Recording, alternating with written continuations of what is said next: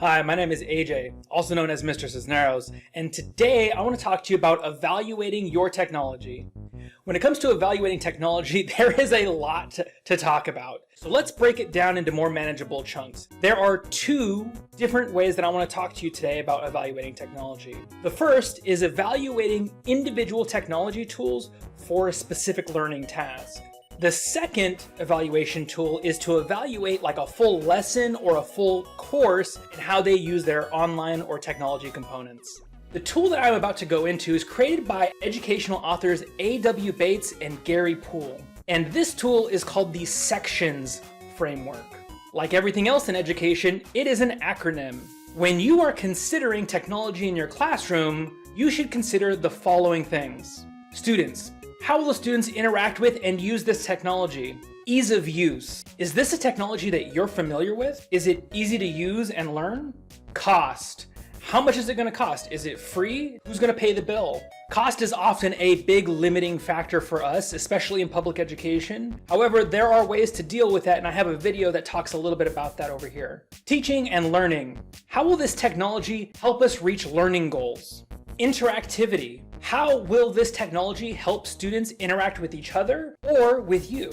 Organizational issues. What issues structurally might pop up from the company either running the technology that you're using or from your own school district? Is there support for the technology you're using? Is your student data being kept safe? Novelty. Is this technology something that will shift the way that you have to teach? Is this something that will shift the way that your students have to approach your content? You should really figure that out. Speed. How quickly are you going to be able to make changes using this technology? Are you going to be able to pick it up and use it right out of the box? Or is it going to take some time to get to know it? Will you be able to do it by yourself at some point? For more in-depth coverage of the Sections framework, please go down into the description, check out some of those links. I've got some resources there that you can use to help you use that Sections framework and to learn more about it. Now let's talk about something a little bit broader. Let's talk about how you use technology as an instructional aid and how you use it in your whole course. Ever since we started doing online learning, there have been rubrics all over the place that tries to help online teachers figure out whether or not they are doing it well. There are a large number of evaluative rubrics out there if you just Google it. I mean, seriously, go ahead and Google online standards for learning and you'll find a bunch of stuff. The one rubric that is likely to show up at the very top of your search is the National Standards for Quality Online Learning. I am personally a big fan of this rubric, as well as another one by Quality Matters. Quality Matters works with the NSQOL to kind of develop those rubrics. But what makes these rubrics so useful is that they are based on hundreds, if not thousands of studies looking at online learning and the best practices involved to make it a useful course or a useful technology for students. These rubrics are also regularly checked by reviewers, professionals in the field, and checked against their standards for what makes good learning experiences. In response to these studies and these reviews, the standards are shifted over time to reflect the changing landscape of online learning and technology. I don't really have time in this video to break down these rubrics and go into it in really fine detail, but I will say a few things that they all kind of have in common that you can take into your classroom. Many of the standards actually overlap with a lot of the standards that you probably learned in your induction program or your credentialing program. However, the standards for online learning take these common learning practices and looks at them through the lens of technology and how you're using that technology to meet those goals. There are also components to these rubrics that look specifically at technology and how it is being used entirely separate from normal learning standards. These standards often look at how you organize and work through your LMS or whatever your particular learning hub is. Please see the video that I did on learning management systems. And these are really great resources to check out if you really want to see how you are doing with your online and your digital resources.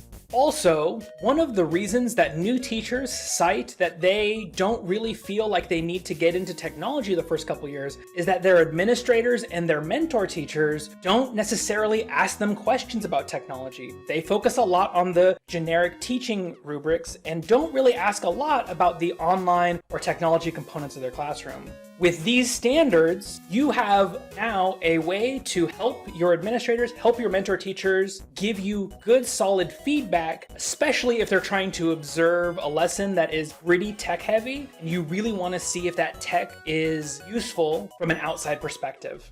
Since these rubrics are focused primarily on the technology aspect of being a teacher, it makes sense that your credentialing professors didn't really go into them because they were focused on making you a good teacher for a traditional classroom. But if you've seen my video on blended learning, then you know my feelings and that I think that the difference between an online classroom and a traditional classroom can be a lot closer if we are willing to jump a little bit further into the technology.